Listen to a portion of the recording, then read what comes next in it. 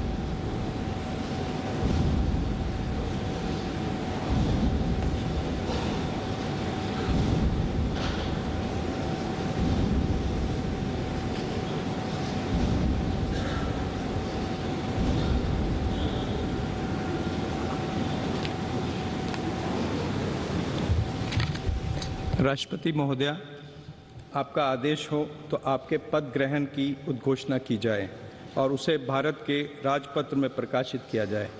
इसकी सूचना प्रमुख सेना केंद्रों तथा विदेश स्थित सभी भारतीय मिशनों, राज्य सरकारों तथा संघ शासित प्रदेशों क्षेत्रों के प्रशासकों को भेजी जाए। भारत सरकार के सभी मंत्रालयों और विभागों को भी सूचना तथा आवश्यक आदेश जारी करने हेतु भेजा जाए।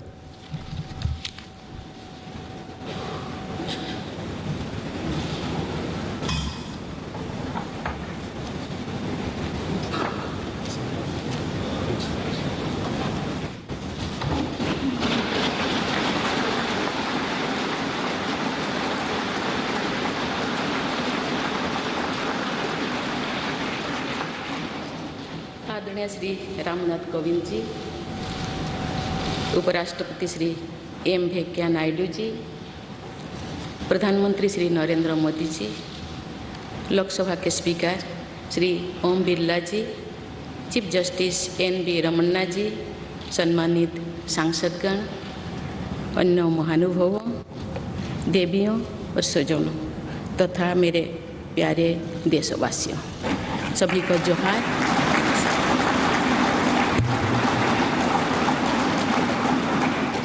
भारत के सर्वोच्च संवैधानिक पद पर निर्वाचित करने के लिए मैं सभी सांसदों और सभी विधानसभा सदस्यों का हार्दिक आभार व्यक्त करती हूँ। आपका मत देश के करोड़ों नागरिकों के विश्वास की अभिव्यक्ति है। मैं भारत के समस्त नागरिकों की आशा आकांक्षा और अधिकारों की प्रतीक इस पवित्र संसद से सभी देशवासियों का पूरी विनम्रता से अभिनंदन करता हूँ।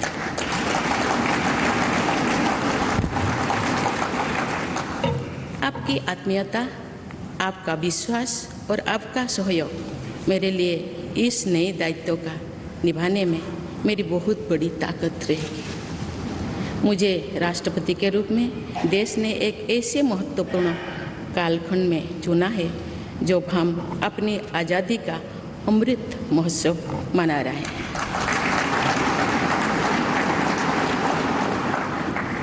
आज से कुछ दिन बाद ही देश अपनी स्वाधीनता के 75 वर्ष पूरी करेगा। ये भी एक संयोग है कि जब देश अपनी आज़ादी के 50वें वर्ष का पर्व मना रहा था तभी मेरे राजनीतिक जीवन की शुरुआत हुई थी। और आज आज़ादी के 75वें वर्ष में मुझे ये नया दायित्व मिला है। ऐसे ऐतिहासिक समय में जब भारत अगले 25 वर्षों के विजन को हासिल करने के लिए पूरी ऊर्जा से जुटा हुआ है, मुझे ये जिम्मेदारी मिलना मेरा बहुत बड़ा सौभाग्य है। मैं देश की ऐसी पहली राष्ट्रपति भी हूँ जिसका जन्म आज़ाद भारत में हुआ है। हमारे स्वाधीनता सेनानियों ने आज़ाद हिंदुस्तान के हम नागरिकों से जो अपेक्षाएं की थी उनकी पूर्ति के लिए इस अमृत काल में हमें तेज गति से काम करना होगा। इन 25 वर्षों में अमृत काल की सिद्धि का रास्ता 2 पटरियों पर आगे बढ़ेगा, सबका प्रयास और सबका कर्तव्य। भारत के उज्जवल भविष्य की नई विकास यात्रा हमें सबके प्रयास से करनी है, कर्तव्य पथ पर चलते हुए करनी ही है। काल यानी 26 जुलाई को कारगिल विजय दिवस भी है। ये दिन भारत की सेनाओं के शौर्य और संयम दोनों का ही प्रतीक है। मैं आज देश की सेनाओं को तथा देश के समस्त नागरिकों को कारगिल विजय दिवस की अग्रिम शुभकामनाएं देती हूँ। देवियों और स्वजनों, मैंने अपनी जीवन यात्रा पूर्वी भारत में ओडिशा के एक छोटे से आदिवासी गांव से शुरू की थी। मैं जिस पृष्ठभूमि से आती हूँ वहाँ मेरे लिए प्रारंभिक शिक्षा प्राप्त करना भी एक सपने जैसा ही था, लेकिन अनेक बाधाओं के बावजूद मेरा संकल्प दृढ़ रहा और मैं कॉलेज जाने वाली अपने गांव की पहली बेटी थी।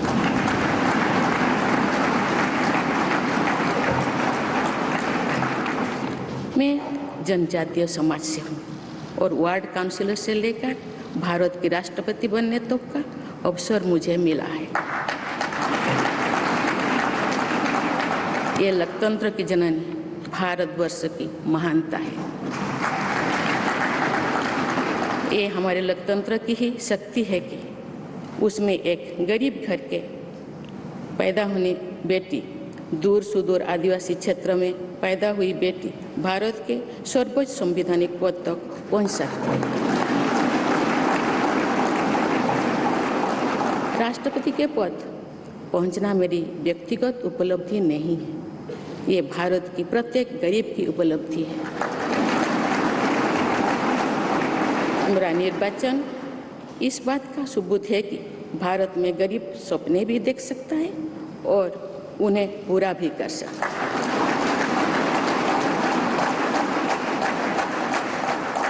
और ये मेरे लिए बहुत संतोष की बात है कि जो सदियों से वंचित रहे, जो जीवन विकास के लाभ से दूर रहे, वे गरीब, दलित, पिछड़े तथा आदिवासी मुझे ये अपना प्रतिबिंब देख सकते हैं। मेरे इस निर्वाचन में देश के गरीब व का आशीर्वाद शामिल है।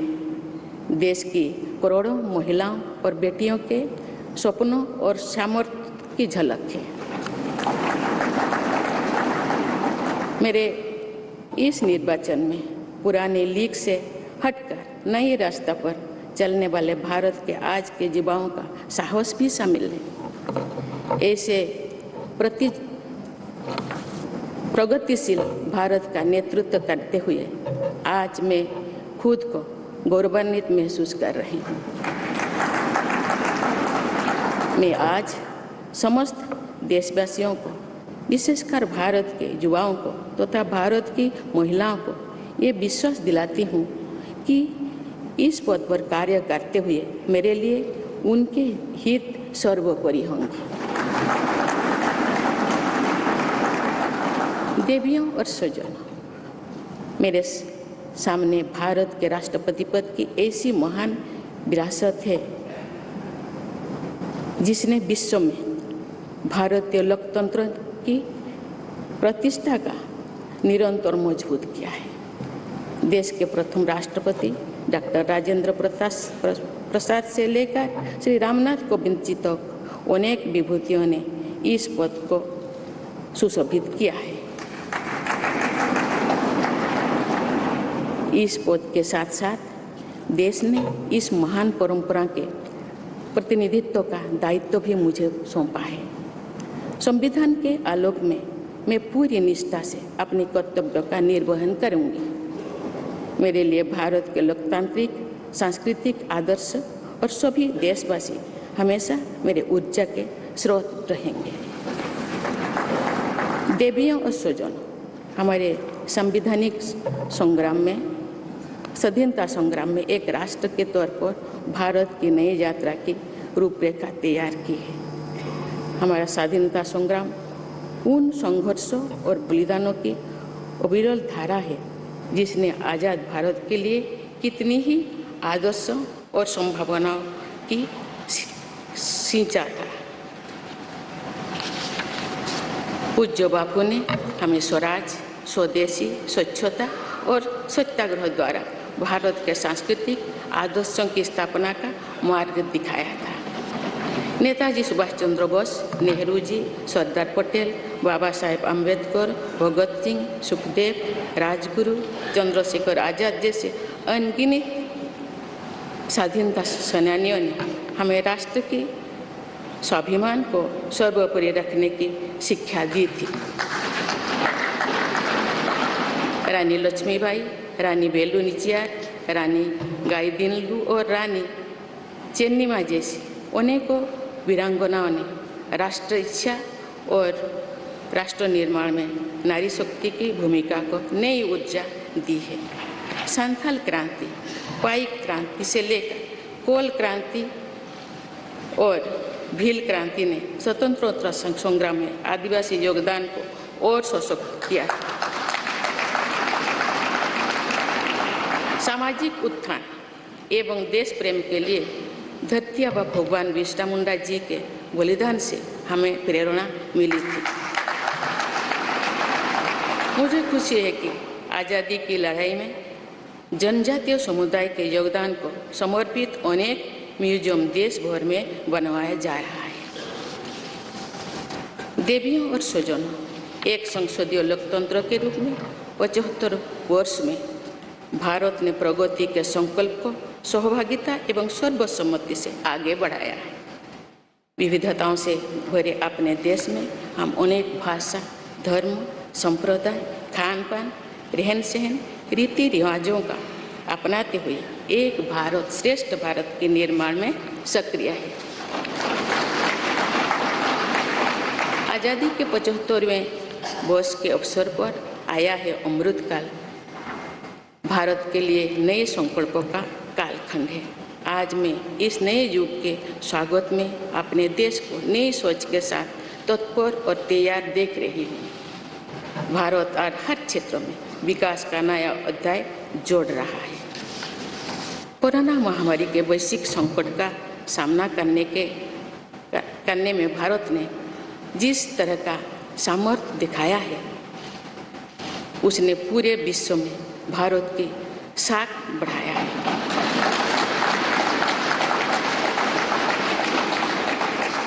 हिंदुस्तानियों ने अपने प्रयासों से न सिर्फ इस वैश्विक चुनौती का सामना किया बल्कि दुनिया के सामने नई मापदंड भी स्थापित की।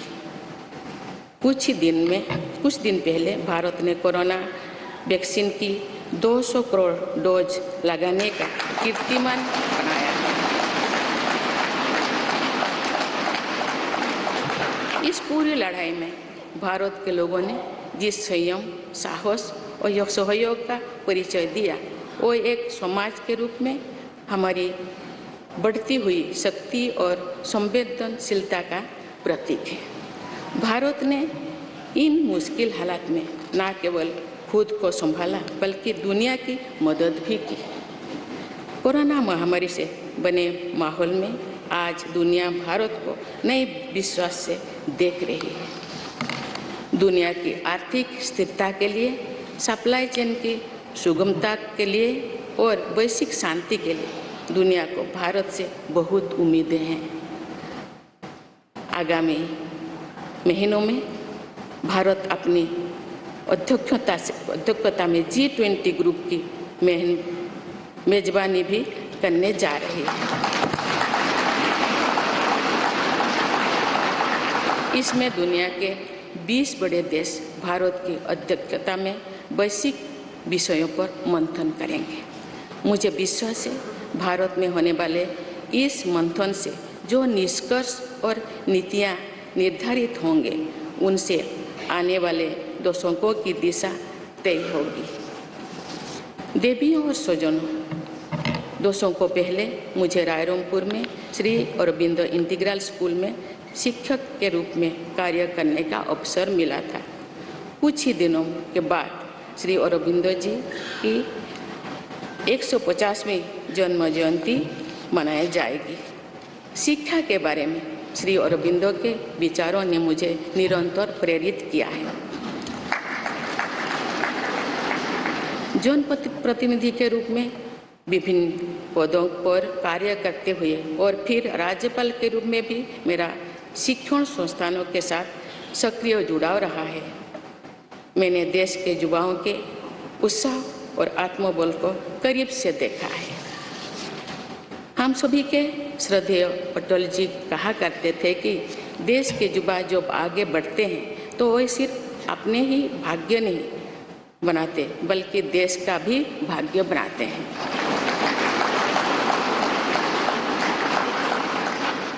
आज हम इसे सोच होते देख रहे हैं।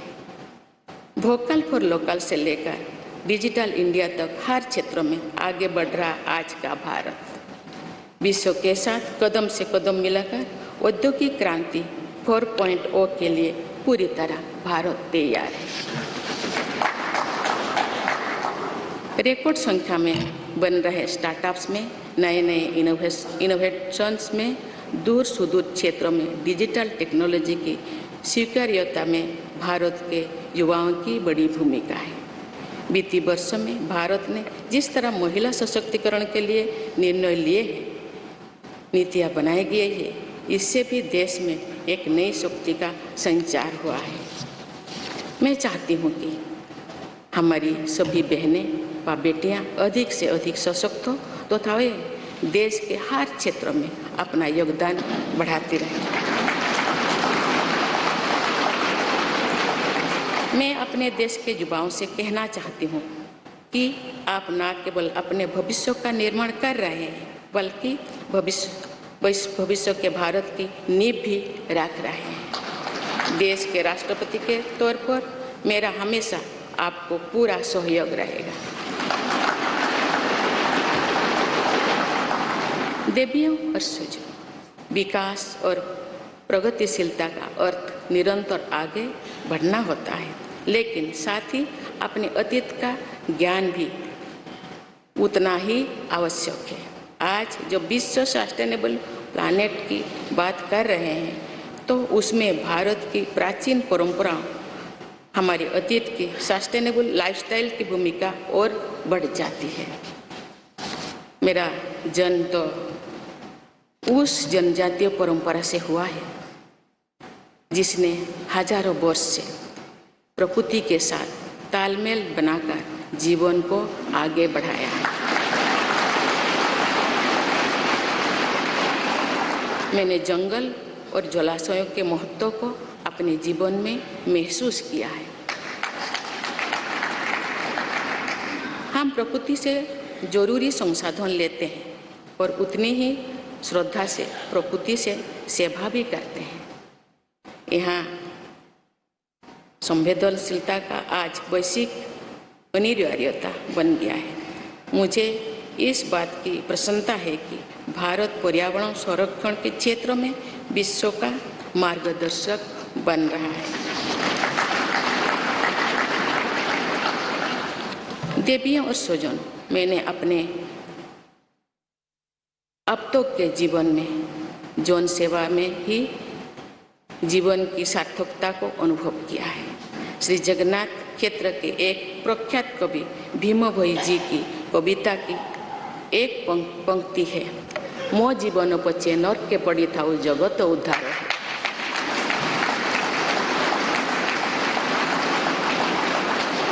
अर्थात अपने जीवन के हित और हित से बड़ा जगत कल्याण के लिए कार्य करना होता है। जगत कल्याण की इसी भावना के साथ मैं आप सब के विश्वास पर खरा उतरने के लिए पूरी निष्ठा व लगन से काम करने के लिए सदैव तत्पर रहूँगी। आइए हम सभी एकजुट होकर समर्पित भाव से कर्तव्य पथ पर आगे बढ़े तथा वैभवशाली व आत्मनिर्भर भारत का निर्माण करें। धन्यवाद। जय हिंद, जय भारत।